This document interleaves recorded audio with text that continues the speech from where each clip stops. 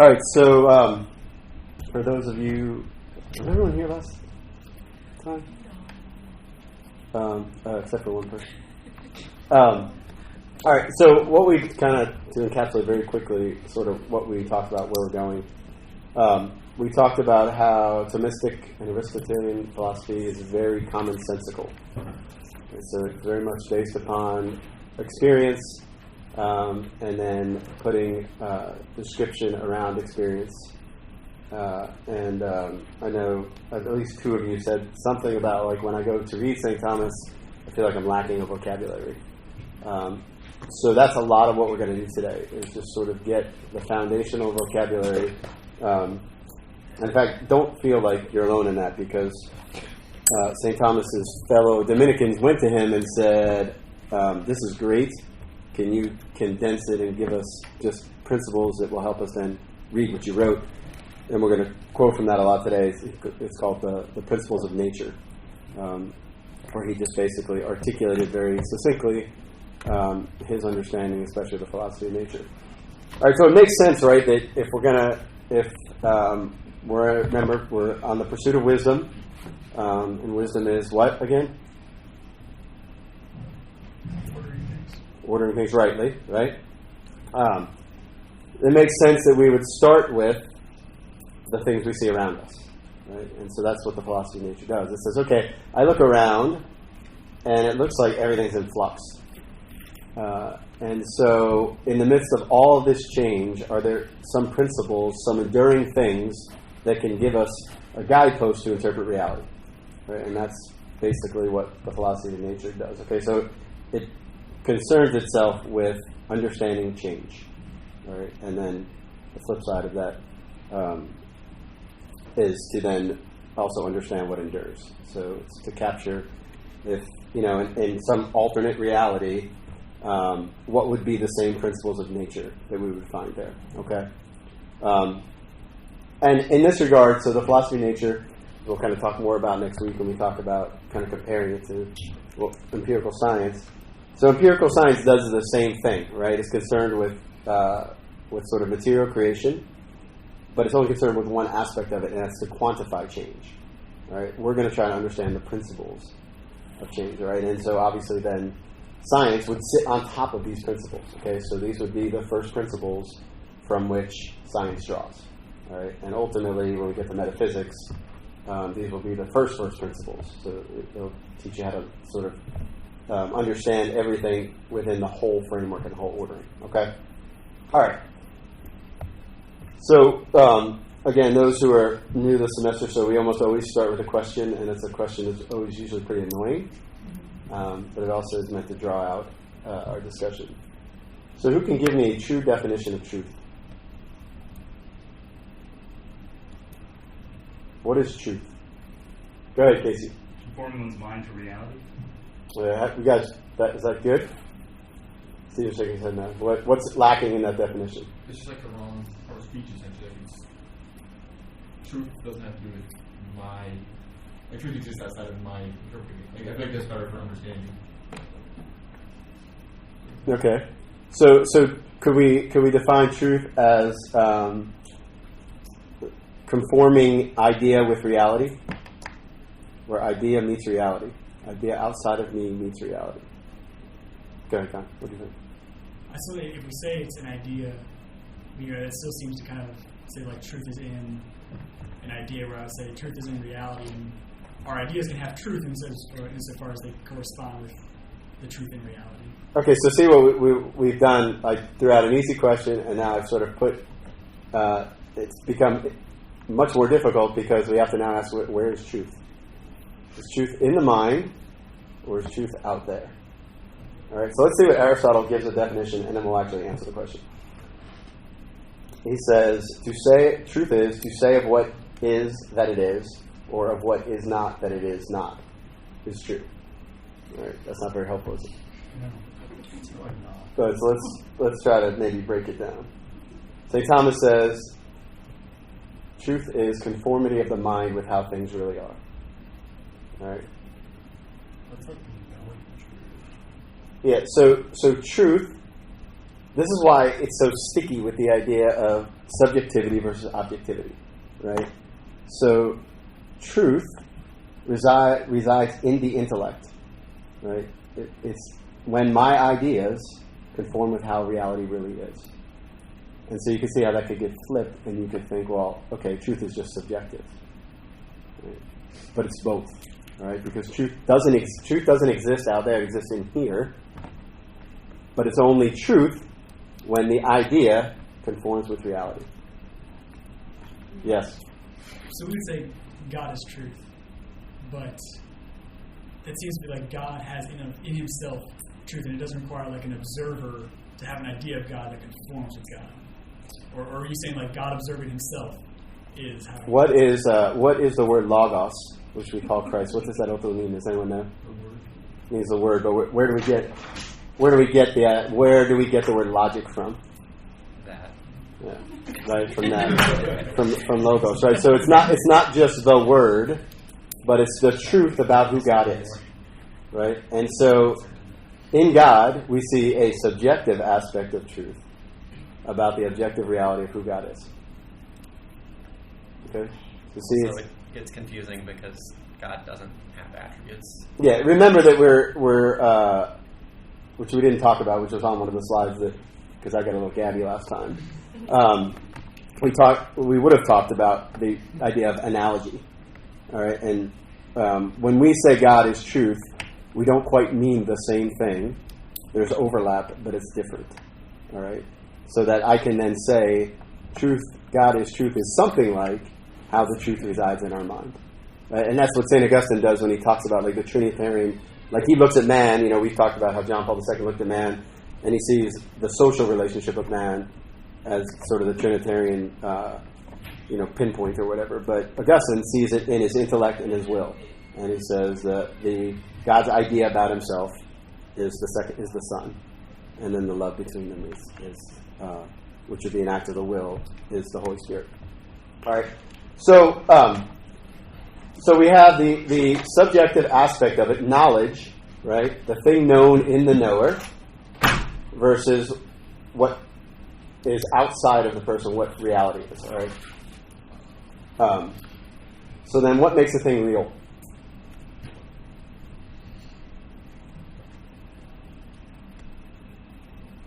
What makes a thing real? Well, so that is what's called realism, but what makes a thing real? So how can we say that's real, that's not? It has existence. Where? Outside of our own minds. Outside of our own minds, right? So are ideas real? My intellect is my intellect real enough? It exists, but it doesn't exist outside of me. Yeah, it exists as a form outside of you. So it's a form. Your intellect only exists in you, right? Which we're going to talk a little bit. But the intellect exists in human nature, objectively. Okay. All right. So what I'm trying to set up here is where we're going to go with this is to find out whether we are what's called realists or idealists. So, and this is one of the sort of problems of modern philosophy. All right. I said we weren't going to spend a whole lot of time doing that, kind of comparing Thomistic philosophy, but I want to get this part out of the way to understand that if something is real, it's external to my mind, right? And it's independent of my mind. All right, and those two things it's just a subtle difference, right? It exists outside of my mind, and it doesn't depend on me for existence. Okay? Yes? Can you unpack part two of that these beings are knowable as they are in themselves? Yeah. So to make something real, for something to be real, it has to be something that we can know as it actually is, not in the abstract. Can you give an example of something that doesn't fit that? A unicorn. They're knowable, not in themselves, but as the idea. That's the idea of the unicorn. Okay. All right. So yes, kind of. How does this fit into? So you said these things have an existence outside of themselves. how does this fit into the idea of God, who we would say nothing has an existence entirely independent of?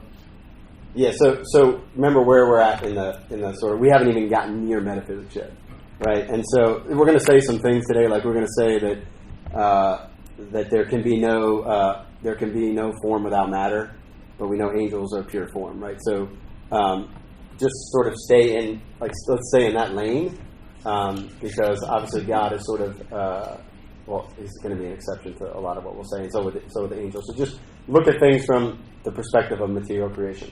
All right. Okay. So, how many of you know about Plato and his the cave? You guys sort of know about that. So he just basically says there's this other world of forms. Think of them as natures of things that exist independent of themselves in that world, and then in this world we just see shadows of them. Okay. All right. So what is he saying? He's saying that ideas are what's real, and our experience of them is, well, they don't exist, right? So our experience of them is just a recalling or a vision of that outside the cave. Okay? And all this will make sense in a second when I...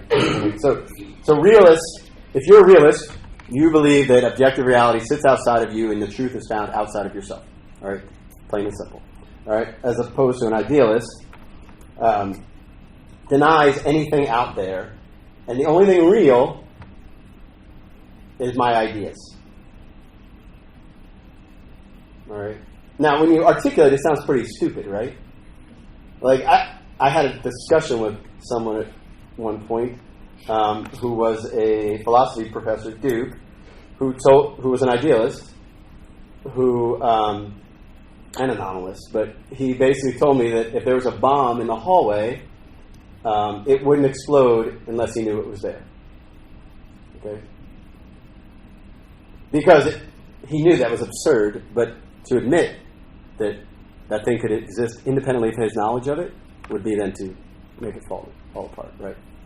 So very often you'll see with people who are idealists, they're idealists in theory, but then when it comes down to it, they're not. All right. Give me an example of this, though, because there's one that's really prevalent. And this is what we're going to do today. Like, every time I'm going to give you these, at the end, we're going to go through 3 really good examples that'll sort of narrow everything down. Yes? You said this one last week, but gender theory? Yeah. So unpack that, though. So I mentioned it, but I didn't unpack it. So the idea that gender, like who you are, your sex or your gender, is not determined by the objective reality of your body, but rather by what you feel yourself to be or think yourself to be. Okay. Did everyone sort of grasp that?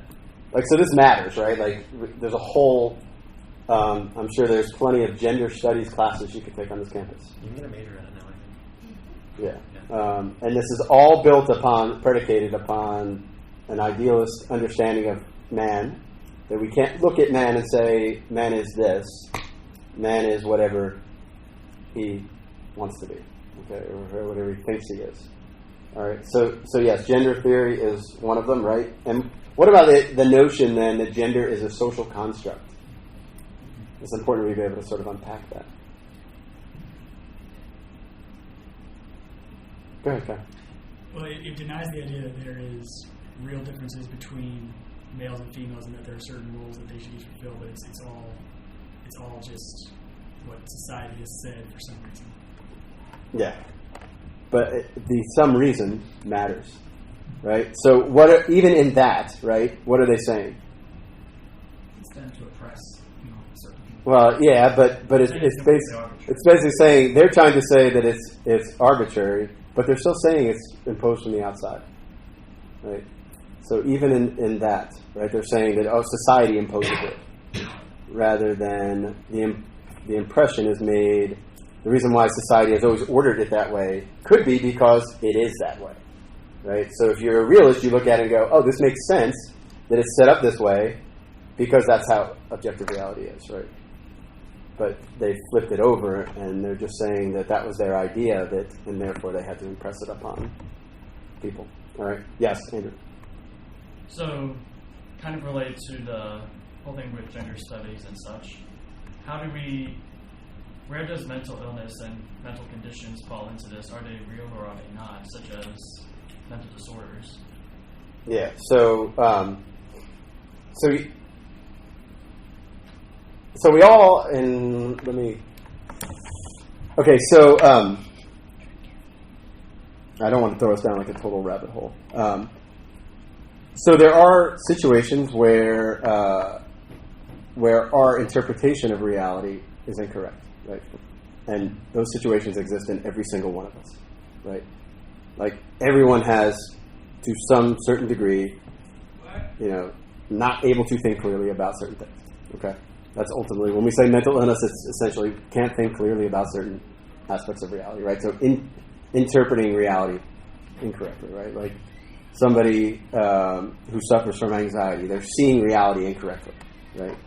And it's having this response, and this response is that this is the connection between body and mind, right? This response is they're amped up, they're in fight or flight, they can't think clearly, they're still, and it just keeps feeding it, right?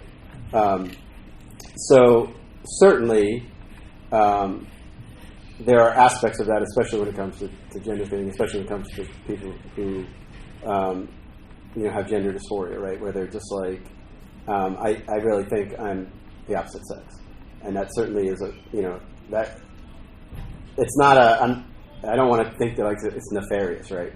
But they're not thinking correctly about reality, so clearly there's mental illness there, right?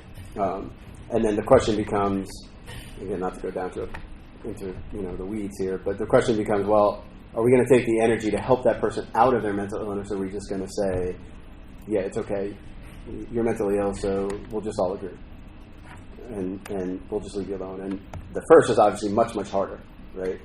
And that's the sad part, is that somebody needs to invest their time in these people and go, yeah, I need to help this person work through this, right?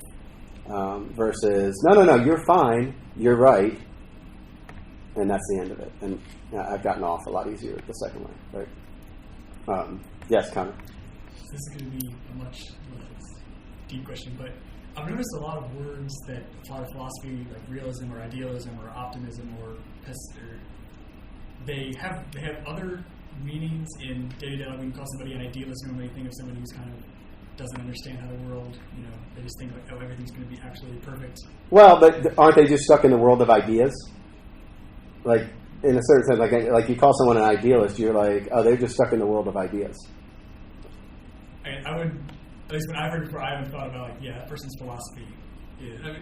is it a philosophical statement? Maybe not, but it is, it still fits because they're sort of stuck in the world of ideas, right? Yeah, our common use context of it is a very watered down version of these definitions, essentially. I guess it sounds like somebody somewhere along the way started explaining it simply, and then that's what's stuck is like what it actually means. Yeah, well, this is like, people will say that about like the church's teaching on marriage, right? It's not real, it's just idealist. Like marriage can't really be lived like that. And things like that. All right, I don't want to, this is just to sort of get us thinking. So, Descartes, right? What's Descartes' famous saying? I think they're right. What is Descartes? Why? Because he draws his existence from his idea of his own existence. Yes, anything that exists comes from the fact that it's in his mind, right? If I can think it, it exists, including myself. So if he doesn't stop thinking about himself. Right. So, so is that, I guess, could you say like his thought is his, because he basically, like the reason he does this is because he questions like, can I know anything outside myself? Because he's basically doing an experiment where he's like, is the demon just trying to trick me to believe all these things? And that's when he gets back to like, that's the only thing I can know. Is that still idealism if he's using it as like or like a way of understanding? His way of understanding is the fact that I know that I'm thinking because even if I'm being tricked into thinking I'm thinking, I'm still thinking. Yeah. So ultimately the problem with him is that he's trying to question first principles, like unprovable things, right? Like I cannot prove to any of you that I am actually standing here existing in this room, right? There's just, and you can look at effects, like me, you're hearing a noise, seeing this bang, you're like, okay, there's someone there, right? And that's what he does. He takes the effect and says that is what proves existence rather than existence So he's saying that action proves being rather than being leading to action. Right, but that's because you can't prove the being. So Yeah, and you can't. That's what I was saying about this, why I started with this, about this idea of truth, is the way you see reality, like either things exist outside of you or they don't. I can't prove you're wrong. Right? I can tell you from common sense and all of our experience that you're wrong. But it's a first principle. Right? It's the first principle that everything that you know has come in and through your senses. Yes, please. With idealism, is it that reality draws from ideas but still exists, or is it... No, it's all in your head. Okay. It's basically all in your head. I mean, there can be... So, like, going to science, right? Like, you see this fit, like when someone says, they're talking about, like, the color of this laptop, right? They're like, well, that's not really black. That's just the way the light rays hit you. So black is in you. It's in your interpretation of that. Right? Black doesn't exist outside of you.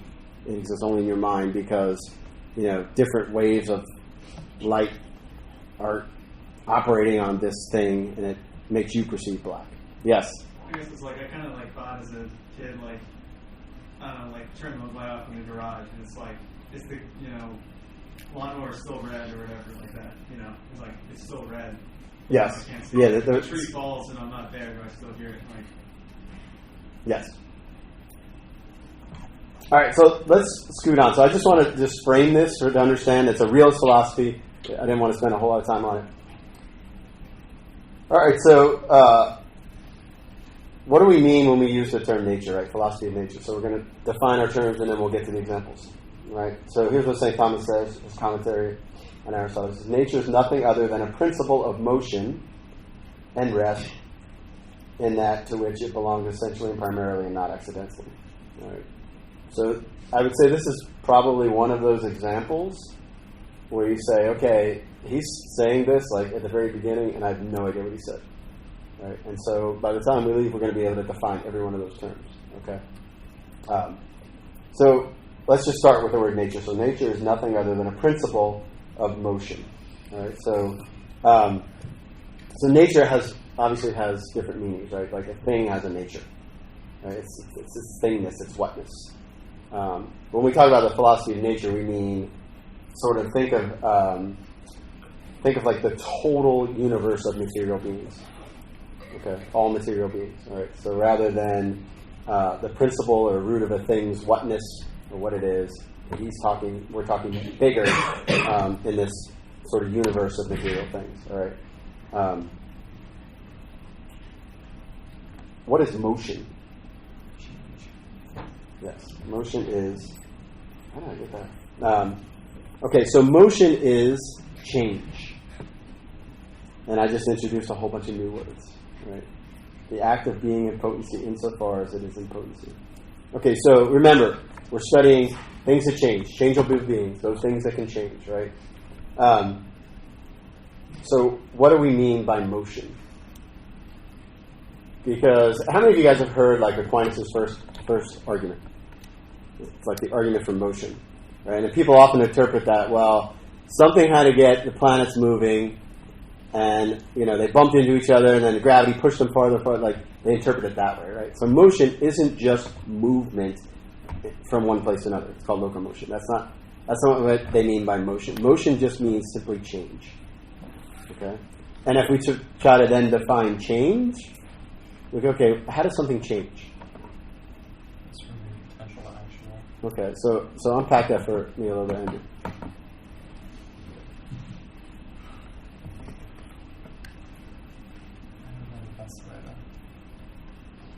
Say your original sense. It's the transition from potential to actual. Okay, so he's got transition, which means change, right? And he's got from potency or from potential to actuality. Okay, so something changes from one thing to another. All right? Is what it can change into determined by anything? Laws, right? What's it determined by? Yeah, so it's determined by its nature, or what we'll call in a few minutes, we'll call its form. So let's just take simple changes, okay? Can a duck suddenly grow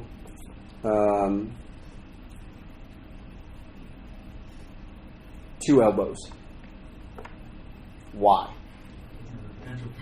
Yeah, there's no potential in the nature of the duck to do that, right? That's a really absurd example, right? And we'll get to a really good example in a little bit when we get to the end.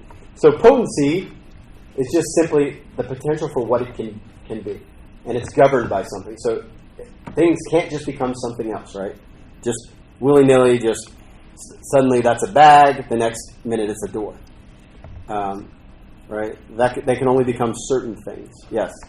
We're still in the realm of first, we're still in the realm of first principles. It can't be proved. Because I've had this exact discussion with someone in which they have argued that human beings, taking a kind of crazy example, human beings can fly.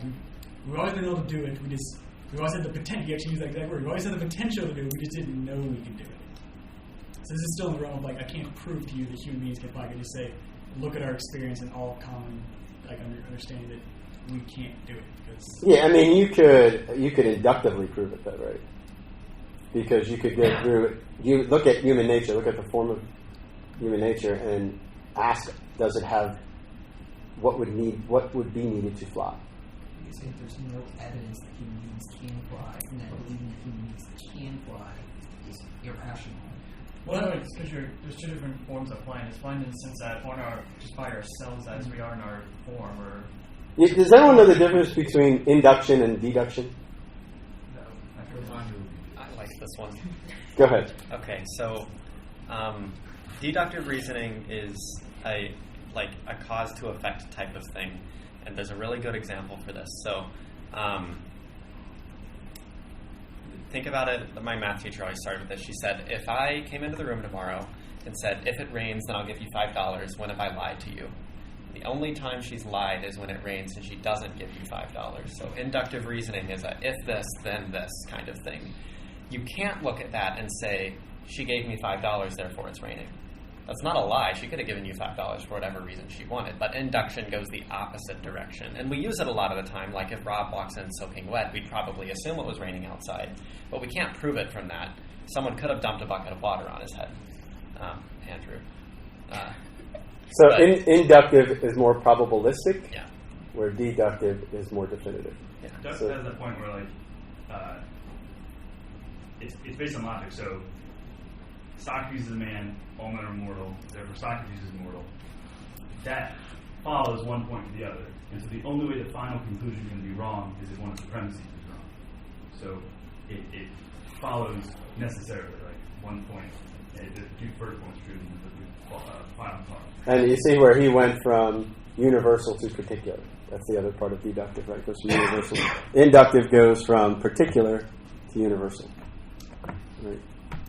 So it would only ever be it would only ever to be said probabilistically. You could never truly say that maybe man's brain is going to somehow decide that now it can disobey the laws of physics, because we don't know that it can't do that because it could. Yeah. Well, we know with reasonable certainty what it would take to fly, and we know that we physically lack those capacities, right?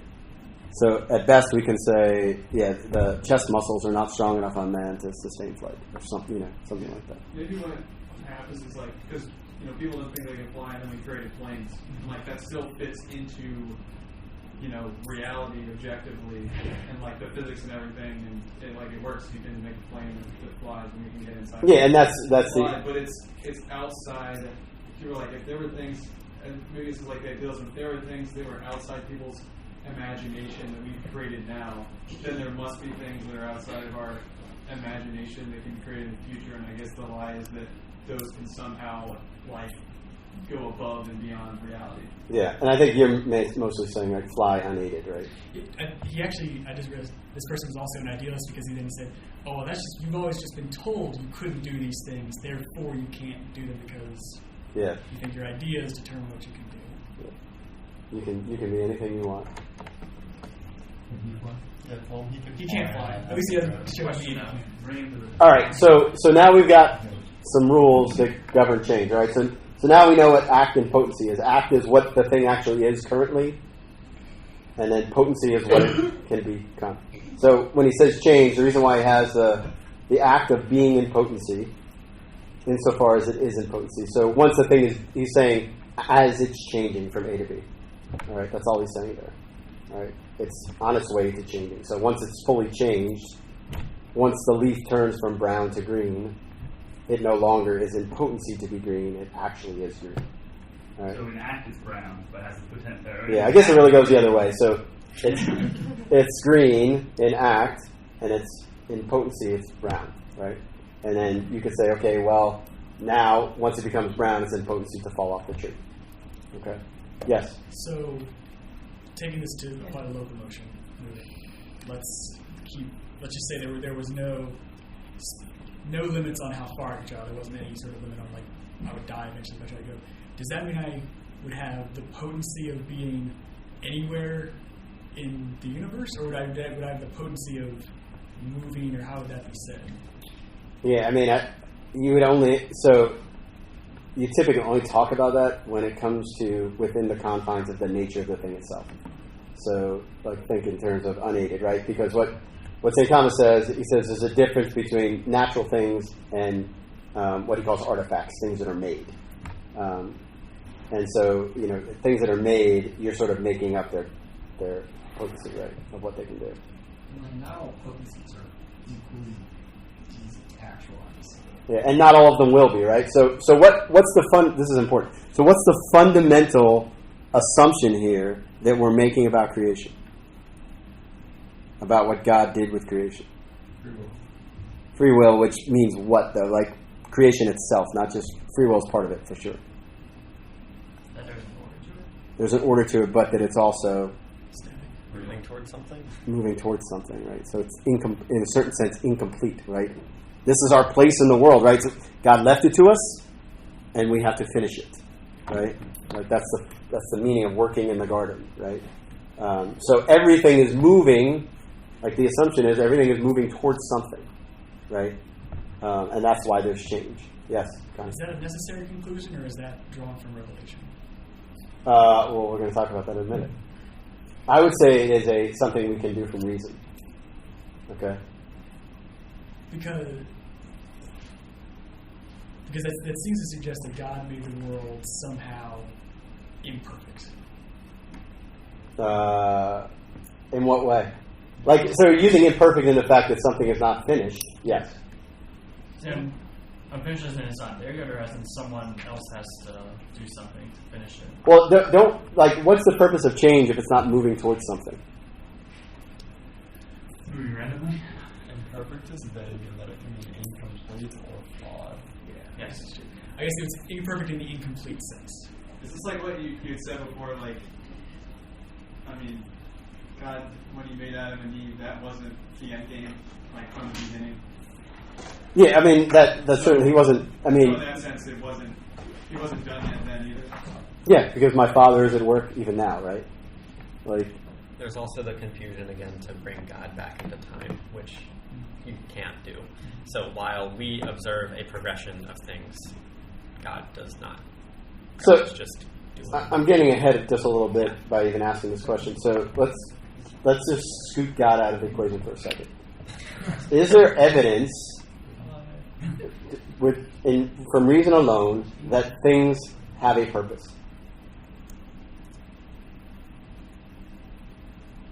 Okay, so this is called teleology, is what it's called. Things have a purpose. Yeah. You'd say it. So Things have a purpose, but I don't know how you would prove it. Yeah, exactly. Animals grow and get stronger and can do better stuff, and I don't know. all right, so even in the theory of evolution, things have a purpose. What's the purpose? Survive, right? All right. So if I look at an eye, does an eye have a purpose? Yes. What is that purpose? Vision. To see. Does an ear have a purpose? Yeah, I'm going to define purpose in a second. Does an ear have a purpose? Yes. To hear, right? Everything I look at seems to have some purpose, right? It's not always clear what the purpose is. It's not, and this is not necessarily imposed by God. It's in the thing itself. Like things move towards perfection. Someone else might define that as capability. So like, how do you distinguish between like end and just ability? Well, So like, I have the ear has the ability to hear, but What is essential to the ear? The ear is like that. Yeah, that's like Aristotle's function argument. yeah. So what? So I feel like this could get anywhere. no, this is fun. Like to do this is. I mean, this is what we have to do. We have to sort of like me just telling you all this. We have to wrestle with it a little bit. All right. Yes, Connor. We're going to come back to that in just a minute too. By the way, I just want you guys to start thinking about that. It's called the final cause. By the way. Yes, that's what I was just about to say. So, put a different way, I could see things having a like either material or efficient end. I think it'd be more difficult to prove that things have a final end. That like they're all moving towards something rather than just they're able to do something. Okay.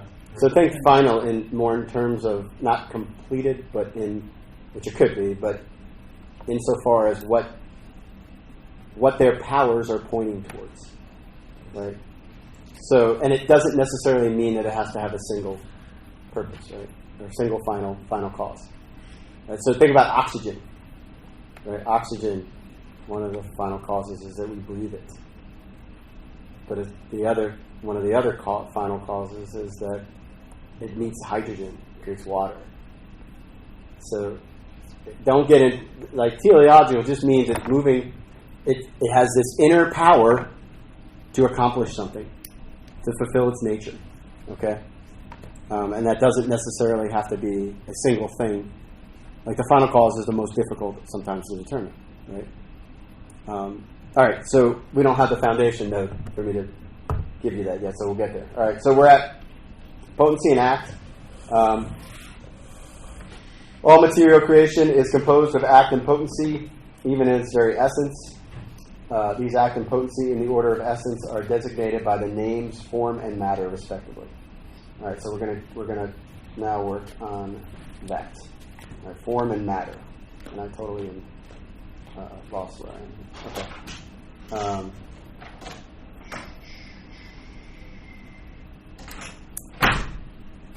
All right, so what are the words? So he uses two things here. He uses the word substance and accident, and then he uses form and matter, which we're gonna define.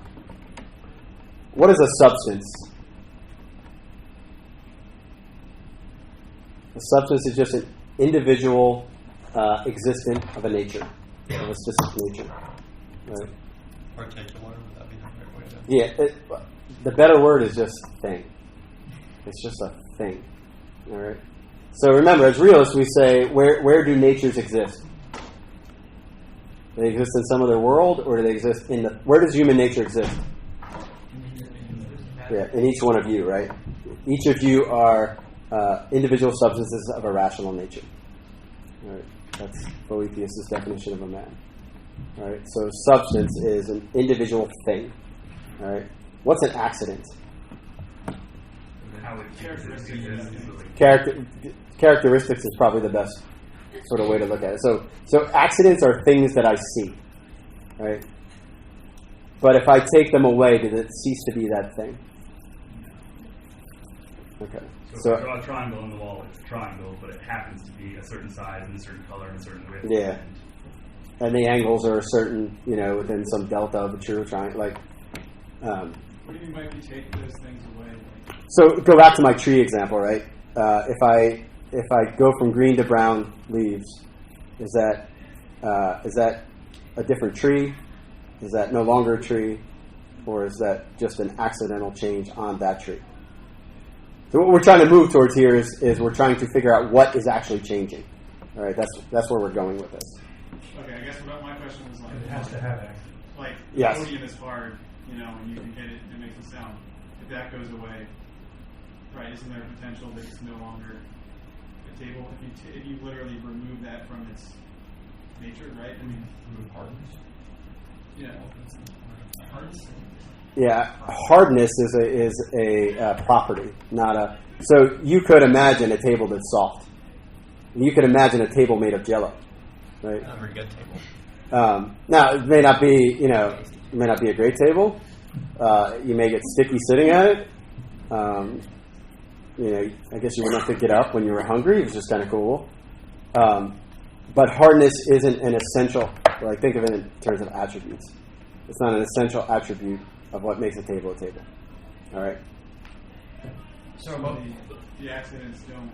The thing does not exist as some collection of accidents. Is that what you're saying?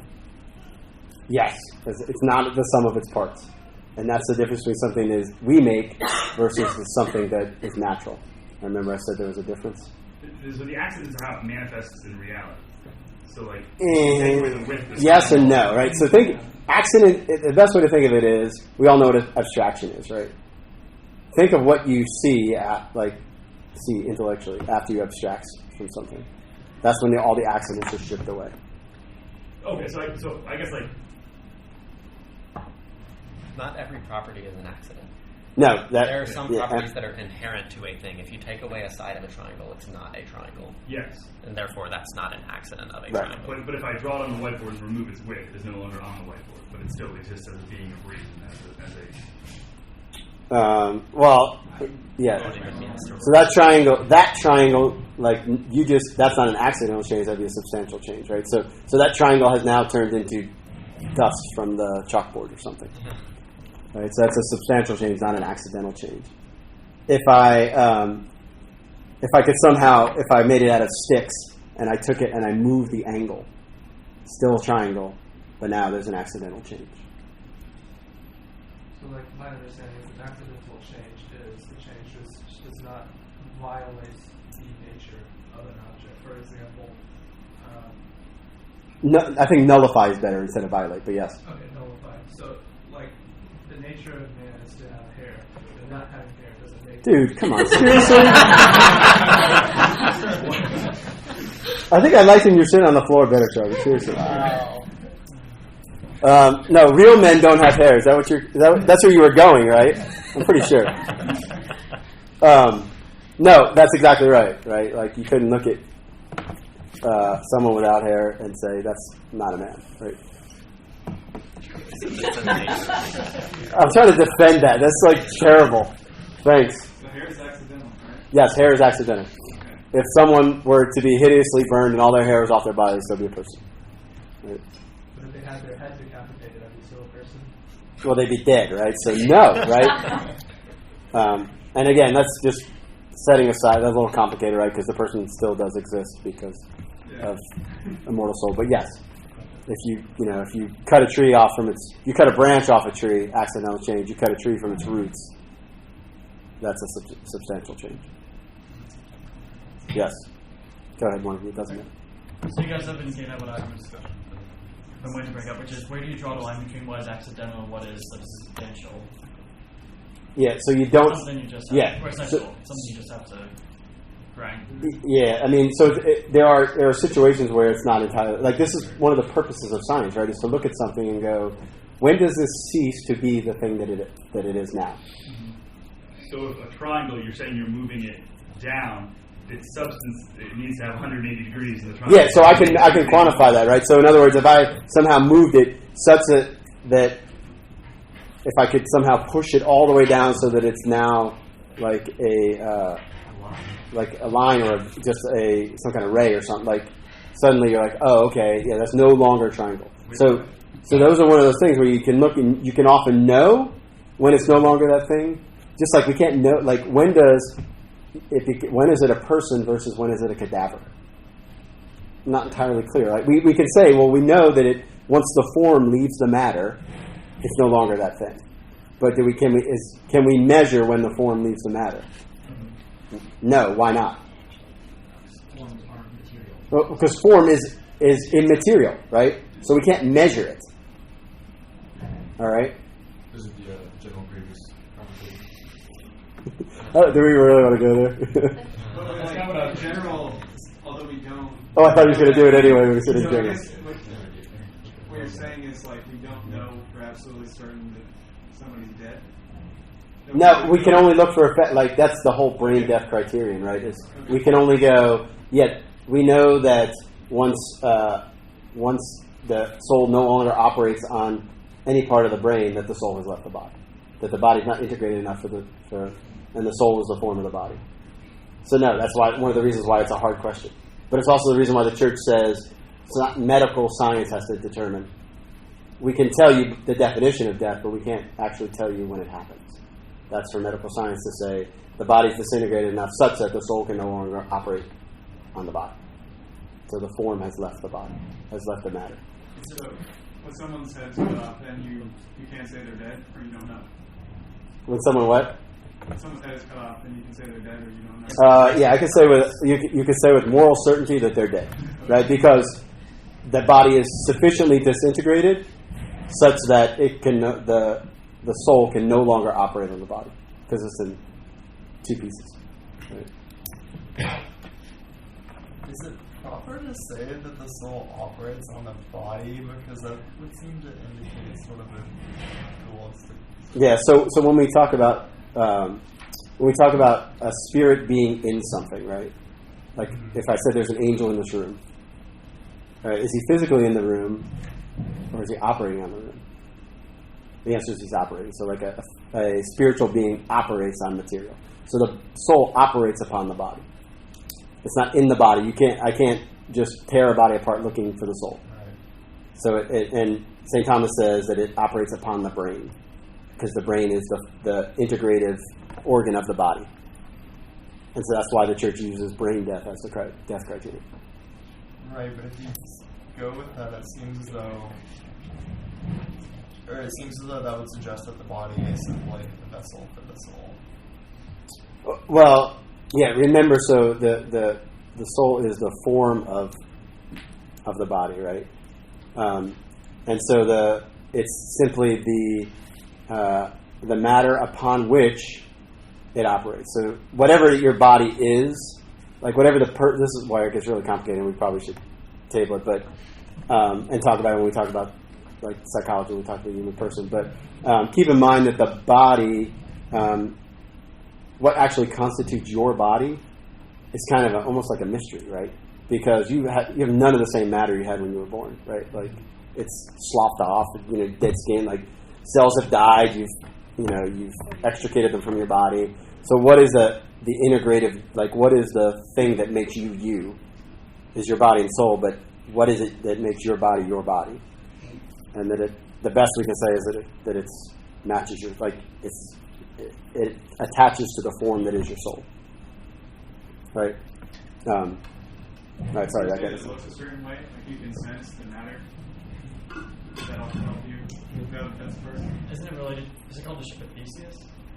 What is it? It's the same principle where it's like if you change out the parts on the ship, at what point to where none of the parts now are still the same ship. Yeah. Well, it's like one of those movies like where the dad and the son change bodies. Like that couldn't actually happen, right? So we know that much, but can we actually say like what makes my body, other than the fact that it has my soul in it? So no, it's not just a vessel, but more. All right. So we've defined substance, accident. We've defined act and potency. I'm really having trouble here with this skipping. All right, let me make sure. Substance, accident. All right, so let's talk about matter and form. All right. Moreover, for each existence, there is something in potency. Something in potency to be man, as sperm or the ovum, and something is in potency to be white, as man. All right. So, why did he use those two examples? Any idea? All right, so one represents a substantial change, one represents an accidental change. If a man became white, would he still be a man? Yes. Still be the same man? Michael. Yes. Exactly. or Sammy Sosa, if you've seen him lately. If sperm and ovum meet, are they still, could you backtrack and somehow extract the sperm and extract the ovum? So a new substance has been formed. All right. And we'll talk about that when we get to my example, which is should be pretty good for this. All right. Both that which is in potency to substantial existence and that which is in potency to accidental existence. Okay, so you guys know what that means now, right? That things can change substantially and accidentally. All right, that's all it's saying. Can be called matter. For example, sperm is the matter of man, and man is the matter of whiteness. All right, so all right, so matter. Don't think of matter in like so much as like this is made of matter. Think of it first as a principle, all right? And we'll talk about why in a second. So we can talk about it now, actually. So when something changes, what's necessary for a thing to change? Another thing. Okay, to become something else, right? But do things just pop out of existence and pop back in? Like, so in other words, when a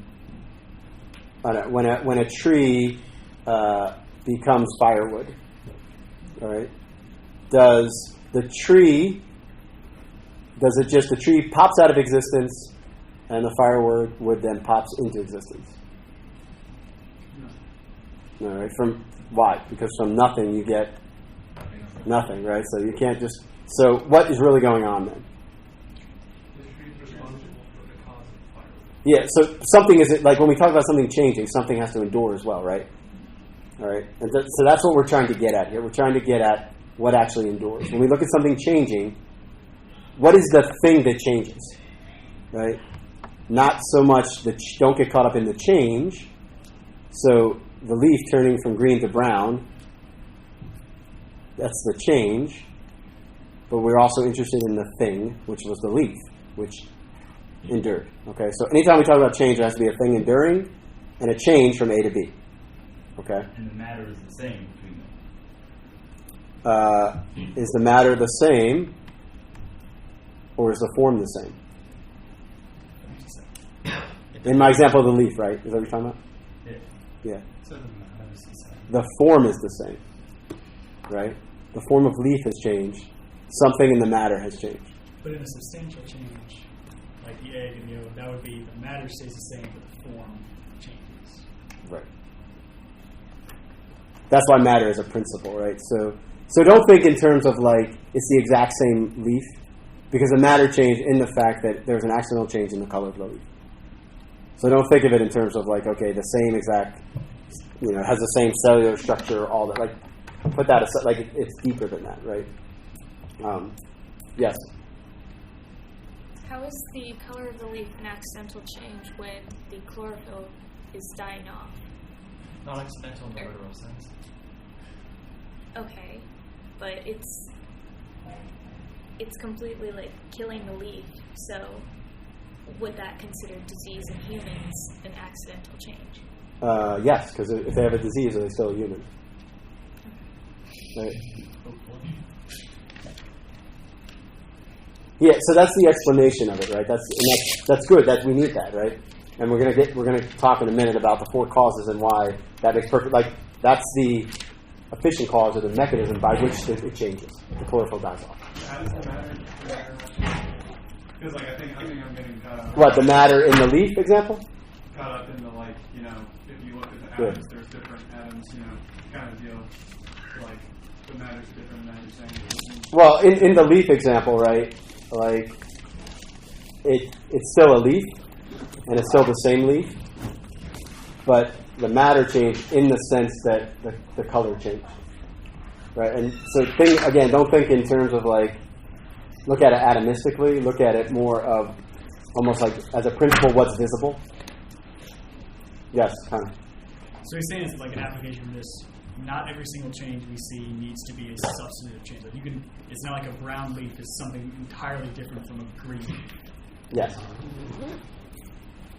All right, and form we've already talked. I want to speed us up just a little bit. Form is, remember we talked about it, form is just what the thing is and what the thing can become fully. All right, that's the important part. Right, so it's moving towards, it's what it actually is and what it can become. Yes? So with the active potency, like, would it be said that I have the potency to move, and therefore that's how I can be I could walk around this room? Or would it be said that I have the potency to exist anywhere in this room, and the walking around is how I efficiently actually do that change of me existing here versus me existing at a door? Yes, both. Right? So again, this always goes to the four causes, right? Remember I always ask you guys a question about why is the moon in the sky? You guys remember? Why does the moon stay in the orbit of the Earth? Not because of gravity. Well, no, it is because of gravity, but yeah. So that's how, right? So when a kid asks a question, I'm going to jump ahead just a little bit. When a kid asks a question, why is the sky blue? What is he asking? How? Yeah, right. But he's also asking, literally, why is it blue and not red? Right? Why? So when you ask why, there's all kinds of becauses, right? That's why they ask why the moon is. And Aristotle says, well, when you ask why, there's really 4 causes. Okay? There's the material cause, right? That's what it's made up of. That's matter, right? We've already done these 2, matter and form. Formal cause, what the thing is, right? And then he says there's 2 others. The efficient cause and the final cause, which we've already talked about. All right, let me just make sure that I didn't skip anything really important on this. So would it be proper to say that the final cause of something is that which it is when it is all basically all actual and no potency? No, because things tend to have more than one final cause. Like using my oxygen example, right? Okay. Yes. The sky example, could you break down the 4 causes? Yes, you want me to I'll go back to that. Okay. All right. So why? Let's say, okay, why is the sky blue? What is the cause of its blueness? The ocean. Oh, Kevin, come on. It's the other way around. Refraction? Yeah, refraction of the sunlight coming through our atmosphere, right? So the sun is the efficient cause of the sky's blueness.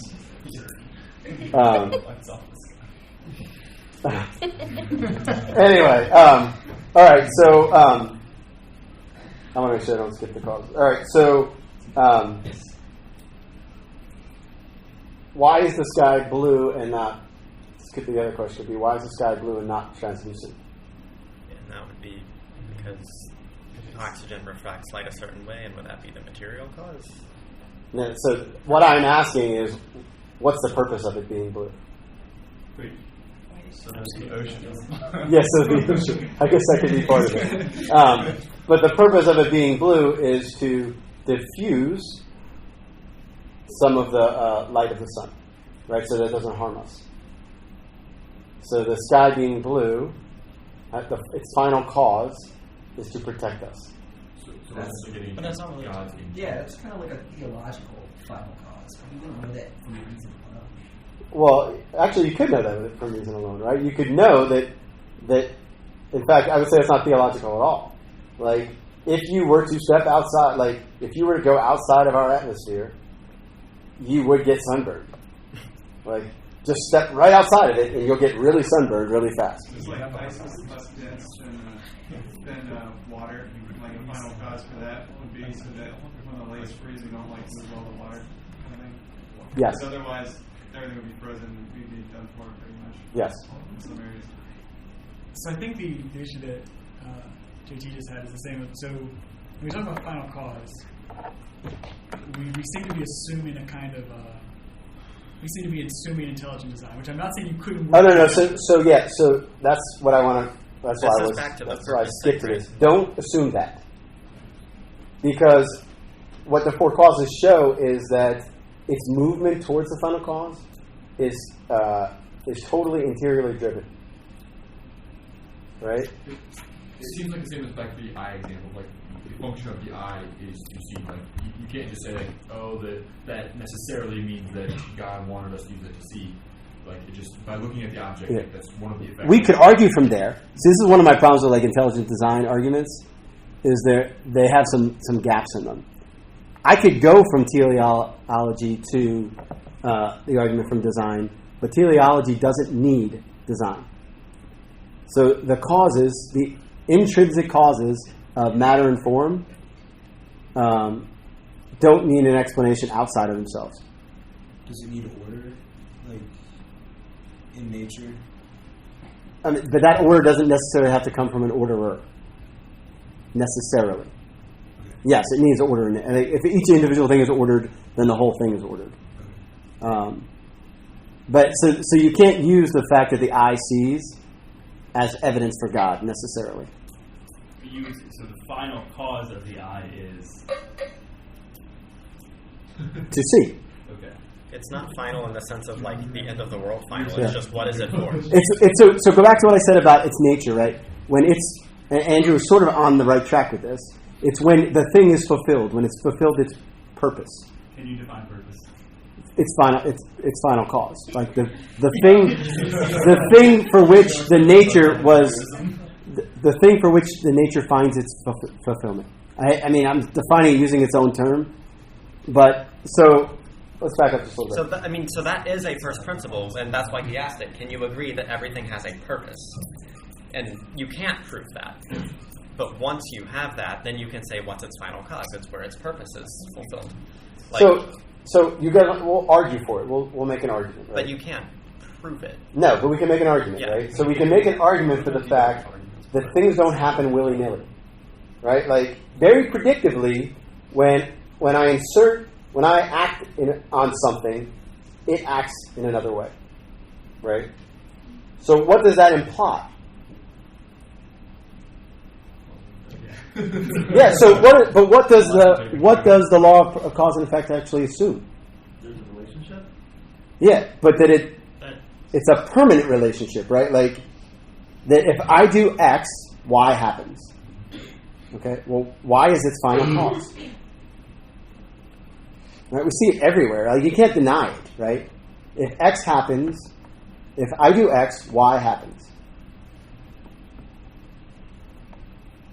So why is the final cause? So, like, the final cause of stabbing someone in the chest is death? Killing them. Yeah, but so don't go from the, like, yes, that, I mean, it's easier to see, like, our actions, right, that they have intent. What we're trying to show is that all things act for a reason. That the beaver builds a dam for a reason. So we don't have to say, like, when we think of final cause, we don't have to attribute an intention, like an intelligent intention to it. We can just say, It's what it does. This is what it does. The leaf is green because it gives life, because it gives sunlight. Yeah. Because it gives sunlight. It reacts to the sun and gives energy to the tree. Yeah. What? Going back to the example, what is the final cause of chlorophyll? Converting Sunlight to Photosynthesis. Yeah. Right. So, and again, it doesn't. This is why, like, you guys know the watchmaker argument. Yes. That has like no convincing power, right? Like, and that's why, because it doesn't. First of all, it uses an artifact, something that someone has made, but also that just because something has order to it doesn't imply an orderer. Right? We can get there, and we will, but and you guys, this sort of response to it is exactly why modern science stays away from final causes, and we'll talk about this more next week. Yeah, which is a problem with those. Because they think that if they admit that there's a teleology, if they admit a purpose, it means that someone has actually admitted that there was a purposer or somebody who decided. Yes. So what you're trying to say then is that, is that similar to what you said, that just because there's order, that doesn't necessarily imply that it's an orderer? Right. Okay. Yeah. But because there's purpose, there's a purpose, right? Exactly. Yeah. I mean, somebody that doesn't necessarily need intelligence, because nature by itself operates within its own powers. Right. You just said the opposite thing. So purpose does not imply purposer. Order does not imply orderer. Yeah, he said it. He said it does not apply. Right? He did not say not. No. It doesn't apply. Yeah, sorry. Not exactly. Thank you for correcting that. I think part of the other issue is we have a lot of these are overloaded terms, and we didn't clearly define them distinguished from what we tend to think. So you hear the phrase final cause and you think the last thing it's going to do, or the last thing it's going to end up as, and that's not what you're saying, is it? No, not necessarily. So, like, the reason why the sky is blue, going back to, like I said, it protects us. That's not the only purpose of its blueness, right? I'm sure there has to be others. I can't think of any, but with pressure on me. But the blueness protects us from being burned up. Yes. So I apologize, but I'm trying to understand this by example. Okay. So the final cause of a cheetah's spots is camouflage. Yes. Moving towards understanding, so that's good. All right, so let's go back to this. And I think the last three examples will actually help us, because I know that this is really hard to sort of, at this point, kind of tie it all together. All right, so let's go back just to... So the four causes, the purpose of them is to fully explain a thing. Okay? So we understand what a thing is when we can answer all four of the whys. And so we already talked about... We'll go back to the sky blue example. We already talked about the efficient cause. So the efficient cause is the thing... So the efficient cause and the final cause is something extrinsic to the thing. So what is the efficient cause of the leaf losing its color? What is the thing that actually causes it? Temperature. Environment. Yeah. So let's say temperature. Okay. So that's extrinsic to the thing. So one of the principles is that which is in potency to get to act must encounter something that is already in act. Okay? So for the water to get cold, it can't do it on its own. It has to encounter something that's cold. Okay? So the water is always in potency to be cold, but in order to actually be cold, it has to encounter something that is actually cold. That actual thing is called the efficient cause. All right? And the efficient cause is the thing that most, modern science is most interested in. All right? And it helps us a lot. All right? It makes a mistake, we'll talk about next week, about thinking that it's the only cause, but nevertheless it's important. All right, so going back to, so we said that the sun was the efficient cause of the sky's blueness, right? Something outside of it. And then we talked about the final cause, and then the formal cause would be the form of the sky, what the nature of the sky, right? It by its nature is the type of thing that refracts light. Okay? The nature of the sky is for it to refract, is a thing that refracts light. You can't necessarily define very clearly, right? We couldn't even do it with ourselves. Right? But we could say the form of the sky is a thing that has the power to refract light. And so in that context, you can give different descriptions of the sky. Yeah. But if I were to take that out, this is the important part. If I take that out of it, out of the definition that it refracts sunlight, it ceases to be the sky. Okay. So it has to be essential to the thing, not accidental. Right? So I could say a cloudy thing, and you'd be like, well, no, clouds are just accidental. And they may have again, just simplifying it, but yes. Okay, so it's a triangle. I can look at it, or I can abstract a triangle, and I can say it has 180 degrees, 3 sides, and if I were to break any of those conditions, I can say that's no longer a triangle. Now with the sky, I feel like I can think of a sky that wouldn't refract light. It wouldn't be a very good sky, in the sense that we wouldn't be around to see it. But I can still think of a sky that doesn't do that. So is it that it wouldn't be our sky, which is a different sky from Venus's sky? Yeah, I mean, I guess I could be more specific and say the Earth's sky, not just a sky, or when I say the sky, I mean Earth's sky. Or would it be helpful to say, instead of abstracting to this thing that is really us just calling the blue thing a word, it's really, I'm not a kind of oxygen and nitrogen or whatever, to say, okay, well, oxygen and nitrogen are definitely their own things, and the collective group is what we call the sky, and so if you took away one of those things, well, it wouldn't be what we call the sky anymore. Yeah, so that's the whole thing about the substance of a thing is not the sum of its parts, right? And it's also just like words don't have intrinsic meaning, so you can argue all day about what sky means, but once you've agreed on what it means, then you can say these kinds of things. Yeah, form would just be what you would call it. Like, what is that thing? Like, and what are its essential properties that make it what it is? Okay. And then the material causality or the material cause would be that which makes up the sky. So going back to your, whatever gases, whatever the different percentage of gases and all that is. And of course, you can go much deeper, and then we could give a theological answer, right? Why is Mary always shown wearing a blue mantle, right? Well, because she's like us, in between us and her Son. She's the mother of mercy, protecting us from God's divine wrath. So all these things, right? You can add to this, right? So think the sky is her mantle, right?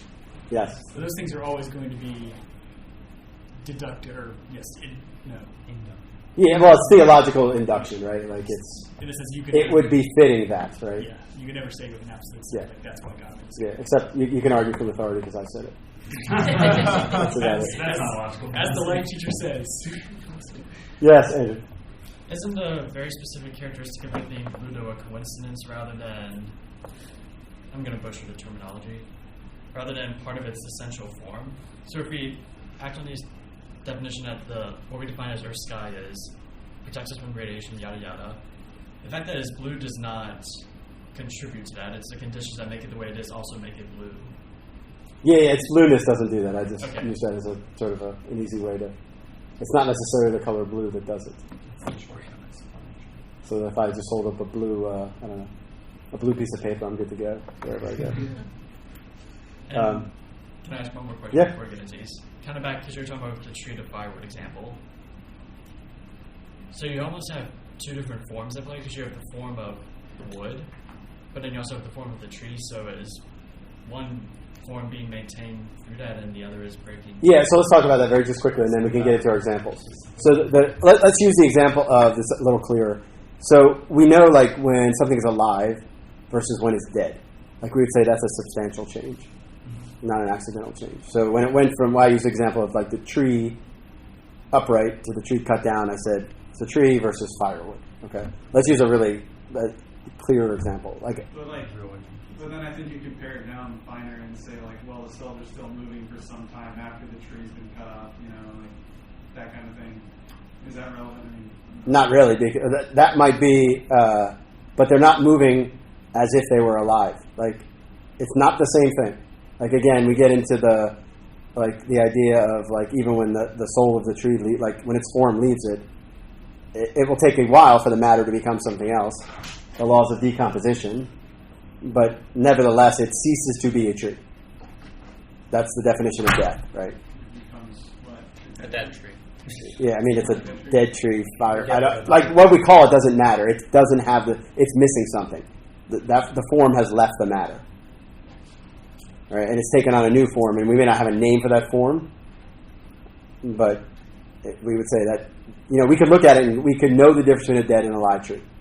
Right? And it's not just a difference in degree, it's a difference in kind. So going back to we'll pick a simple one, and then these three examples will hopefully tie everything together. So when I burn a log, okay, it undergoes a substantial change. Okay, it changes from a log to ash. Okay. So it's a change, right? The tree didn't poof out, and then the ash just poofed back into existence, right? There's a change, and something endured, right? And we say that something was the matter, right? And so we could look at the ash and go, that used to be a tree. So something in the matter endures, and we can still look at it, right? But something also changes, all right? So matter just doesn't exist out there. It's always exists in a specific form. Okay. All right, and this will all make sense when we use these examples, hopefully. So here's my first example. Great. Big sense. An embryo is not a person, but a potential person. All right. How could we, on everything that we learned today, argue this? That's a different definition of potential.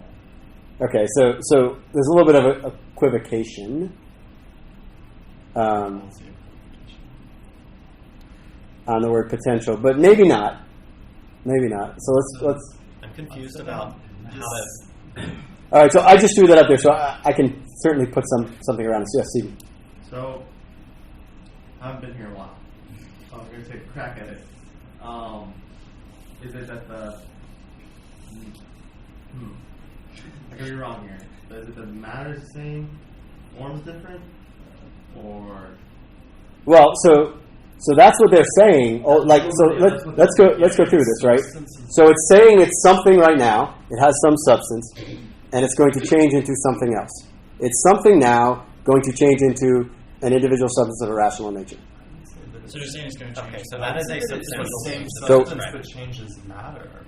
Well, we're gonna go what they're saying right now. What you're saying is right, but we're gonna unpack this, what they're saying, and then try to refute it, right? Because what are they ultimately saying? What happens in the womb?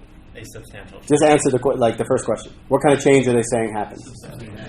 Substantial change. It was one thing and becomes another at some point. When it passes through the magic birth canal, whatever it is. When you can't say that and then say Rob now is somehow substantial change from Rob 5 minutes ago. We're not actually arguing. Yes. Yeah, I don't believe this. We're trying to understand that specific argument. Yeah, and why it's wrong. Yeah. Yeah. So we're gonna kind of pick. So that argument says that a substantial change has occurred. Yes. Everyone agree with that? Everyone see that? Right. What kind of change actually occurred? Accidental. Okay. So let's talk about how we could show that it's an accidental change. All right. Given everything we've learned, without cheating for the second question, how would you look at whether it's an accidental change or a substantial change? How would you begin to unpack that? Yes. So actually, I have an interesting the argument that I've often heard for the argument that it is a substantial change is that change occurs when the child is like physically separated from its mother by like cutting the umbilical cord, because before that point they're like dependent on the mother and afterwards aren't. Which isn't me saying that I believe that necessarily, but like the argument that I've heard is that that's when the substantial change occurs. Okay, but what kind of change is that actually though? Accidental. So it's also not dependent on, like, it's not wholly dependent on the mother when it's still attached to the birth. Obviously, if you're cutting it and it's living still, then it was not wholly dependent on the mother, even though it was attached by the umbilical cord. If you're cutting it and it's alive still. All right, so why don't we look at all of the changes that happen? Okay, I mean, let's just kind of list them and not be specific. But so it starts out as this Zygote. Okay, and what exactly is that?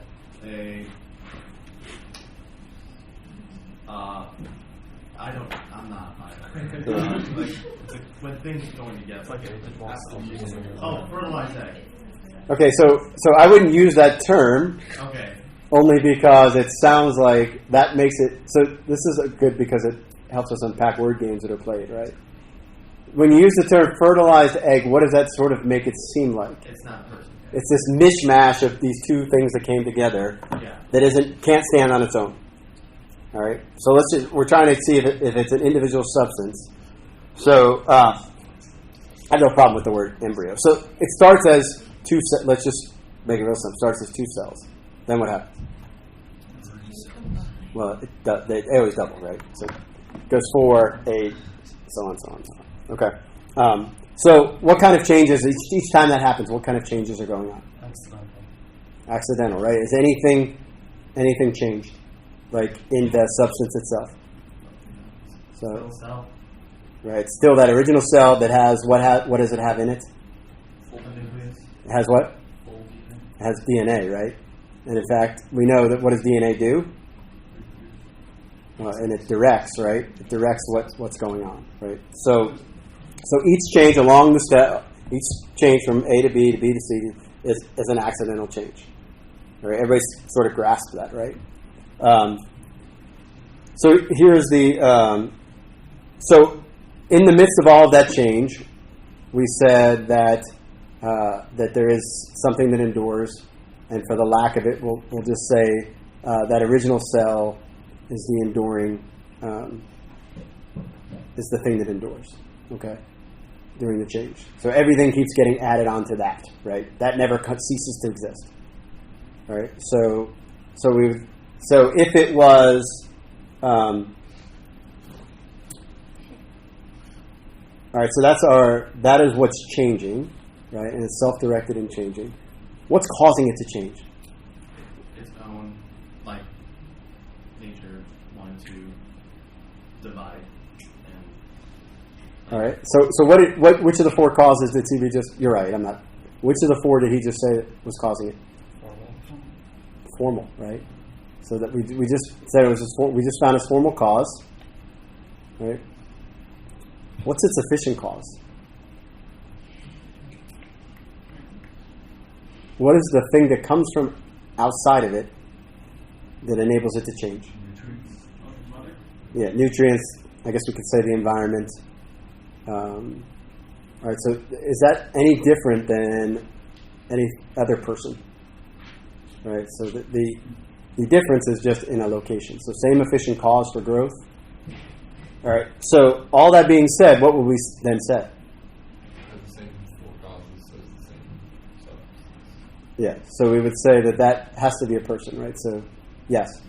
So just to play kind of devil's advocate with it, and I think this would be a very bad argument for someone to make, but if you were to say that it's not merely, if you want to say, okay, well, it's not the fact that it's too small, too tiny, or dependent, but rather it's the rationale, like it lacks the rationale. This would lead to the idea that you could kill toddlers. But if someone were to make that argument, how would we argue against it? Because I mean, we still say like there's an age of reason which somebody doesn't have. Use. Yeah. So is the capacity to reason an accidental? Is the exercise of reason accidental or substantial? I don't know. I mean, Aristotle would say substantial. The capacity or the exercise of it? So he would say the capacity to reason. Because, like, if you're asleep, guess what you can't do? You don't cease to be a person, right? So we'd say that the actual, like, the potency is there, but reducing it to act doesn't necessarily make that a person. So it's an accidental attribute. So when you describe this as a rational animal, you're saying not necessarily just the act, but the Capacity. It always has to have the capacity, right? Because this is why the other part is important. Because if it had to actually be doing the thing, that's not how creation is, right? Remember we said that things change, right? And so we change. Like there are times when, if I go to surgery, I can't use my reason. If it were the other way around, then you could just go around chopping people's heads off as they slept because And that means, and that's a inductive argument in the sense that we can't necessarily prove that particular person has reason. But we can say, okay, based on everything else we know there's a human being. I guess no, that'd be deductive because you say, okay, human beings are rational. That's a human being, therefore that's a rational. Yeah, the key is like the human. Like if you're going to argue with someone just on a level of reason, the key is it has human DNA, and DNA is self-directed. Right. Yes, Keith. Is like potential always connected to substance? Like Yes, potency is always connected to the fact of the form, right? Always like matter is the principle of potency, but form is determined what the potency can be. so, a potency or potential is only changed when there's a substantial change. Yes, the list of potencies exactly, unless it's reduced to act, unless they actually are doing it, right? So I don't have if I'm talking right now, I don't have the potency to talk. Right? So the potency determines the form? No, it reveals the form. The form determines the potency. It's the other way around. Okay, so basically like a sperm can't turn into Rob, but like the zygote you turn into Rob. So therefore, Well, I would say the zygote is Rob. Like, at some point, It is. Rob is the zygote. yeah, it is Rob. Yes. But it like, you know what I mean? I guess what I'm saying is like, if people who don't agree with us think that, the baby out of the womb is a person, then they also have to concede that the zygote is a person, because the zygote had the potential to become that thing that they agree with us as a person. No, so yeah, I would say they were already a person, not the potential to be a person, They right? had the potential to be the. So remember, person is the substance, is what the thing is. That doesn't change. Okay. What the potency is reduced to act is what changes, right? Remember, that's what the definition of change is: moving from potency to act. All right. So one's a little easier. So Jesus changed in water into wine. We did it. That's substantial. Accidental and a substantial change. Well, there are accidental changes insofar as it is. Most substantial changes are also accidental. Right. I'm just saying. Water and wine are fundamentally different things. Yes. But there's like water in wine. Just remember that. Wine isn't just colored water. Okay, but think about what we're talking about, though. So when we said something changes, it's very clear that he changes it, right? Something has to endure. The water. Yeah. So is this accidental or substantial change? We all agree substantial, right? And what are we saying is the thing that endures? The matter. And what is the matter? Well, yeah. So CD is right? So the water, like water can be changed into wine. It happens all the time. It just takes a long time, right? Like there's multiple steps that Jesus skipped, right? Does everyone agree that water? So in other words, you water seed. Let's just make it really simple. You water a seed, right? And that becomes a grapevine, right? So the water became the matter that was used in the grapevine, and then the grapevine grows and the grape comes off of it, and then it's crushed, and then so there's a couple substantial changes going on there, right? So it goes from water to vine to grape. Vine's also entirely composed of water. There's something that's missing in that equation. Yeah, I'm not saying that that's all the matter, but I'm saying that that's what endures, right? So water becomes a component of it, right? So could you make wine without water? You cannot. Well, if it's necessary, then it must be somehow So the effect has to be in the cause, right? Are you saying Jesus can turn water into like 100% rubbing alcohol? Well, yeah. No, so what I want to get at with this, though, is why he did this way. Why not just go, I just poofed wine over there into existence? Why does he do it this way? Why does he take what nature could do on its own, speed it up for sure? Why does he do the miracle like that? Conservation of mass. Yeah, because he's really worried about that. He's worried about his mass footprint. Why does he do it like that? Is it the final cause? Okay, what's the final cause? Of which? A final cause of water could be. Well, what's the final cause of the making of the wine in this situation? Because there was the wine ran out, and they went. All right, so there's an intention in this, right? Yes. Maybe we can back it up a little bit. What's the efficient cause of the change? Jesus. His word, right? His word. Okay. And does he do things willy-nilly? No. So he's got a reason, right? He's got a reason. So why does he do it this way? Why not? I mean, it'd be pretty cool, right? Where you're just like there, and all of a sudden just wine. I read somewhere that a character in the Brothers Chronicles said so that the joy of the guest may not be cut short. That's what he came to. Yeah, I mean, of course he's doing it because they're out of wine. But why do it this way? Well, we also have didn't he have people go down to fetch water, it was something in the jugs? Yeah, so he uses ritual. Yeah, he definitely, all of that is. So he's the Lord of nature, right? And what does he show that he can do? He commands it. Yeah, I mean, So what would you expect the Lord of nature to do? I've come to fulfill the law, not. So he stays within the laws of nature, but then expands them because he's the God of nature. Except then you look at multiplication of the bread of loaves. And like raising Lazarus from the dead. Yeah, well, both of those. So both of those, like yours is a little different. Same thing. If I extract the wheat from bread, what can I do? Or you can eat the bread and grow wheat yourself. I guess. But we agree that Wait a second. It still becomes a cause, right? It's not chemistry cause. what kind of Just- what kind of change was that? Yeah. The multiplication of the loaves. Material. So Do you know the philosophically we call that accidental because what change really? the amount. Quantity, right? So quantity is an accidental property. Have you ever dealt with a list of accidental causes or accidental changes or accidents in themselves? Yeah, there's 9 of them. Yeah, like There's 9. So we can talk about this. So there's 4 kinds of changes, right?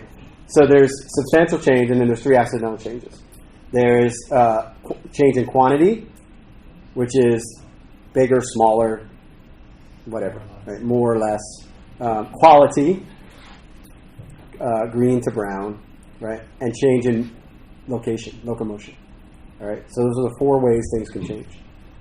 So what kind of change is this? That is a substantial change. What about the bread? It's accidental. Yeah, it's a change, right? Locomotion? Wait. Just talking about when he fed the 5,000. Yeah, we're going to get to Eucharist in a second. Yes. But there were, like with the loaves, there was more stuff. There was more matter in those, I guess, the 7 wicker baskets afterwards than there was when the kid handed him the fish and the loaves. But there's more matter in a person than there is. Yeah, after dinner there'll be more matter on me too. Right? I want Well, like, so you're saying, like, did he make, were the loaves less dense because he took a little bit and then? I mean, No, I would say that he multiplied the actual matter, right? Like again, Lord of nature. He did something that nature could do on its own, just much faster. but When asking Right, but the nature other bread still satisfies the problem. Like, Yeah, so basically. if it were nation you were growing that wheat yourself, like you would still need the water and nutrients in the soil and everything. Yeah, he did. I mean, I'm not saying he can't skip steps, but I'm saying like the point is that what he did wasn't impossible, right? Like that's what we're trying to show. But the I think miracle. That's what Connor's asking. Yeah. that's because, like, okay, so bread has. Is there more matter now in the universe than there was before the multiplication of the loaves? That's why the question. Yeah, is that that's like I think a scientific. I think there's a debate about that. Like the question, No, I like, think. that's what I'm I mean, did he change air molecules into? In the same way with this miracle, like the sunlight needed to grow the vine, like that sunlight, that energy never didn't exist until this miracle. Like the cup of wine has more like energy, like more calories than the cup of water. Like that wasn't. The point is that he didn't make the bread out. I think the point is that he didn't make the bread out of nothing. Okay, so he didn't create bread. No, So you're saying because we call it the multiplication of the loaves, right? We don't call it the creation of extra bread. So it's assuming that the change. No, it's assuming that the change is in the bread itself, right? Like it's multiplied. There's more than there was But multiplied before. is still like But we don't know. Basically. It's a miracle. Yeah. It's a law of nature. Yes, but he didn't break No, all. yeah, no. The point is, that's what the point is. The point is, he didn't break a law of nature, right? He came to fulfill a law of nature, right? Like that's the point. Like he didn't. He's This the is maker of. semantics. Like when he set up nature. not semantics. No, I think it matters because people will look at a miracle and go, "Yeah, that's impossible." I'm saying a different thing by break than he's saying by break. Yeah. That's the semantic. No, it's the supernatural requires the natural, right? By definition. So Maybe there's like where did the parts for the other breads come from? The sun, Yeah. like Like we've talked about this before. Like when God speaks, like he doesn't have a voice. Where does he get it? Well, he moves matter, makes airwaves move a certain way, and his voice is heard. Right? Like he's the Lord of He nature. should just speak to our intellects. Well, like when they audibly hear his voice, right? When in the Bible, when you hear people audibly hear God's voice. You can Does- hear things without them being like physically audible. Yeah. So what does God do to make it physically audible? Well, no, Does he but speak they or does he move airwaves so that hearing voices. sound is created? Like you can understand a voice in your intellect without there being physical vibrations. Yes, but if it was in the air, then Yeah, but there's examples in the Bible, right, of actual people hearing voices, right? Like Jesus hears the Father, like the Father speaks to him. That wasn't just in Jesus' intellect. So where did God? Well, because it says that other people heard it, right? Or like Samuel when Yeah, so God could do it that way, but why would he? Why would he make it seem like he's doing one thing when he's really doing another? Like, which shows more power? The fact that he can move airwaves to make a sound exactly how he wants it to move, or that he can speak into your head? I would call it speaking into your Both, head. right? No, it's not. But it's not either or, right?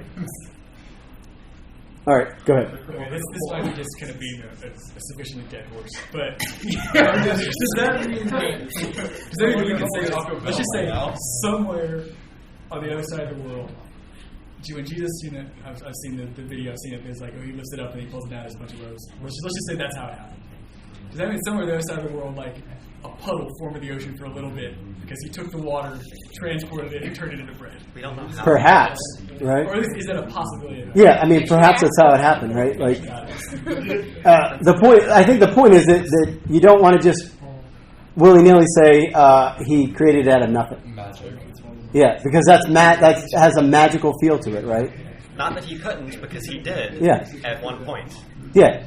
So C.S. Lewis has a book called Miracles. And it's a good section in where he looks at the miracles that Jesus did, and he says there's two kinds: the miracles of the old creation, where Jesus stays within nature, and this is the example of what we're using, and then he says the miracles of the new creation, where things like the resurrection, where now he's showing like what the new man can do in the old creation. The raising of Lazarus would be another one, right, where he shows that by the power of the new creation that he can raise life from the dead. All right, last one. I was like, I want to get out of here. It's a substantial change. We did it. We are Catholic. It's Leroy trans. Okay, so what kind of change is it? You say it's a substantial change. Changes from what to what? Bread and wine to the body and blood of Jesus. Soul and Okay. Yes. What is the principle of the change? What's the thing that endures? The accidents. All of them. Is it just the accidents? Because it's the form of bread and wine still. All right, so people say that, use that word, but it's not. It's not Yeah. form. Yeah. See, that's why we got to be careful of the. Because form is substance. Yeah. Is matter the better way to say it? It's the same. I would just say that it has the accidents of bread and wine. Okay. Why does it have to be that way? Because people be grossed out if they saw it. So what's wrong with, like, you guys know what consubstantiation is, right? What's wrong with that philosophically? My manager won't convert to Catholicism because Because of then this. you would have two substances in a single accident. Yeah. Okay, but yeah, but what would be the other problem with that, though? So it would bring Christ's body to the bread, right? So could he be in multiple places multiple times? I mean, mass happens everywhere. Yes. So, but consubstantiation would mean that it can only happen in one place. Why? Because Christ's body and blood are physical things that can only be in one place at one time. Now, if the change is in the accidents, where they now append to, or they attach themselves, say, to Christ, so they now looks differently, there's no change in Christ, he can be everywhere. Like bread and wine can only be in one place at one time. And if you conjoin, Jesus to something that can only be in one place at one time, then Jesus can only be. Consubstantiation isn't saying that he's becoming the accident of it. No, it's saying that it's both, right? It has the accident of bread and the substance of both Jesus and of. Why couldn't it be Jesus and this bread and Jesus and this bread? So half of it is equivalent, the other half is in different places in different acts. Because transubstantiation occurs simultaneously. Yeah. So what does the bread and wine actually become? Well, let's just, what does it actually become? Body and blood, right? And then soul and divinity, all that comes with it, right? So can the body of Jesus be in more than one place at one time?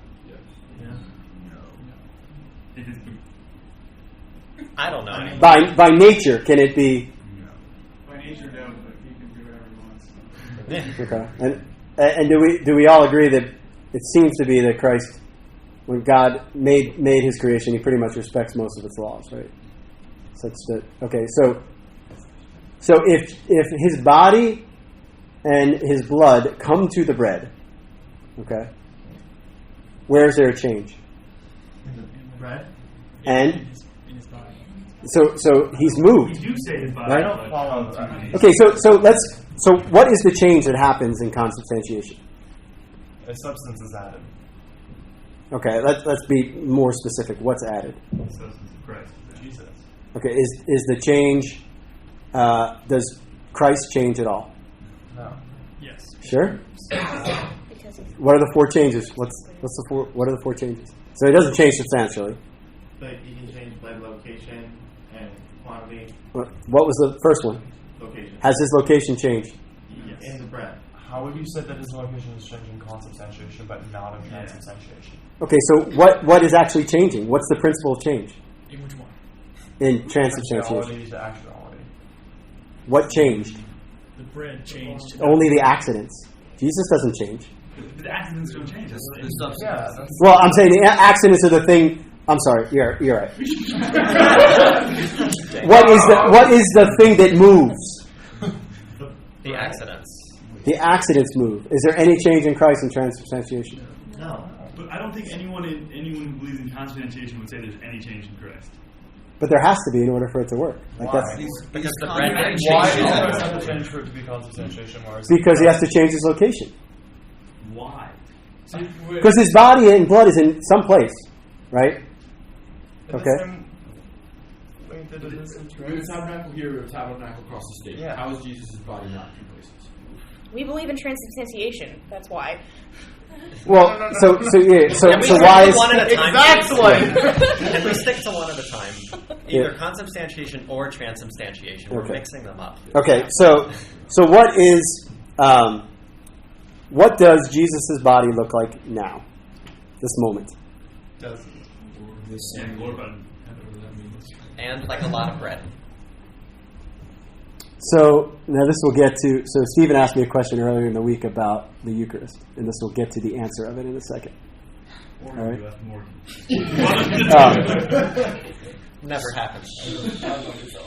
All right. So everything we're trying to do right now is natural. We're on the natural realm, right? Eat. Yeah. So there's laws of nature, right? We're trying to explain the laws of nature. I think there are, yeah. But what we're trying to do is we're trying to use the laws of nature to explain sacramental reality. Okay? Sacramentally, so this is where we get confused, right? Sacramentally, Jesus' body and blood can be present anywhere. Physically, it can only be present in one place. Everyone's following me so far, right? I understand because there are three realms: natural, sacramental, and divine. Right? Yes, or yeah, you could say material, spiritual, and sacramental. What do miracles count as? Please don't. Throw us off. We'll come back to it. I promise I'll answer your question. I promise I will answer your question. I want to stay on this one track because I'll lose my train of thought. All right, so have you heard people say like Christ is sacramentally present? Yes. Yeah. What does that mean? I have no idea. His substance is present. We don't know anymore. Well, I have no idea. I feel like I'm getting into like a predestination conversation here. Like we're gonna get so totally lost. No. Keep going. All right. So what do we mean when we say Christ is sacramentally present? Let's just start right there. The Eucharist has been transubstantiated. His substance. Jesus. All right. let's back up one more second. How is it possible that Jesus' physical body and blood can be present in many places at many times? Is there some law that governs that, or is it just because he's all powerful and he can do that? His body and blood is physically present.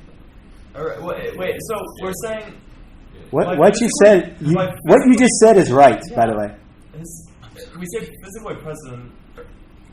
Physically present as if it exists in the accident, right?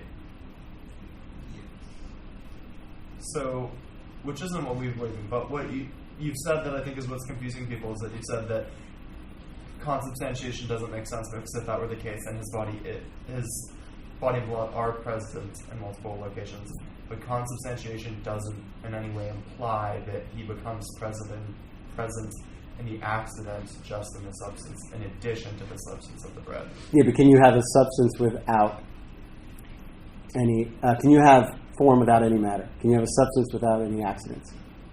That depends on whether or not you can have two substances sharing an accident. No. Do we have any examples of a shared substance? Like, is that something that makes sense?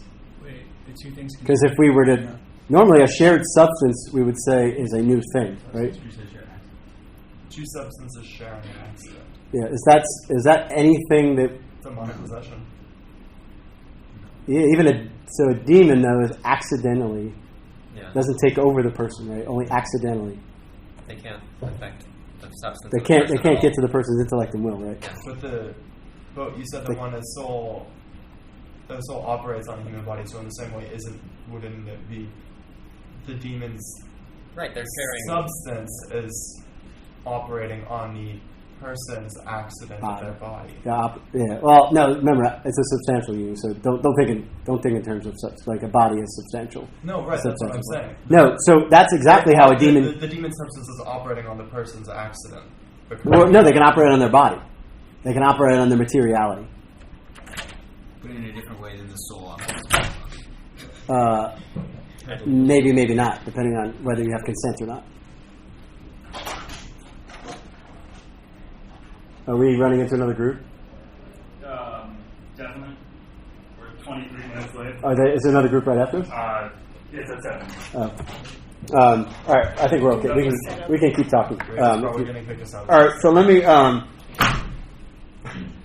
I've opened Pandora's box, and I have no idea how to close it. All right. So the question then is, let's talk about it. Is Christ's body physically present in the Eucharist? No. Okay. The demon isn't physically present in the person that possesses. Yeah, but remember that Christ has a body, right? So don't get into the possess like that. Well, you said, but we were discussing whether it's possible. We're never going to get an answer. Yeah, but if we keep going off on this, we're never going to get an answer. Like, let's just stick to this, and I promise I will answer your question about possession too. But so let's just stick to transubstantiation. Ignore anything I said about consubstantiation for right now. Let's make sure we understand the fact that what we mean when we say Christ is sacramentally present. Okay. So Sharby already touched on it a little bit. 3 realms, right? Spiritual, material, sacramental. Okay. So the sacramental has different sets of laws governing. Like, this is why we use the terms form and matter in sacraments. Right? So what is the form of baptism? The words. And what's the matter? Water, right? So the words make the thing to be what it is. All right, so I'm totally off track. He said, is he physically present in there? Yeah, but I don't remember what you all agree with me on that. I forgot where I was going with it. You said he is or he isn't? We were up on the tangent about why consubstantiation. Yeah. I think we understand the principle of transubstantiation. Okay. Do we believe Christ can be in multiple places at once, like just yes or no? Christ in his human nature. This is the important part. We have a consubstance by locating them. Do we? Yeah. Oh, I thought you meant Christ. No, I said saint. Okay, sorry. All right. But we would agree that that would be miraculous, right? What we're trying to do is get to a law, right? That we can make it, maybe understand it, what's going on. So,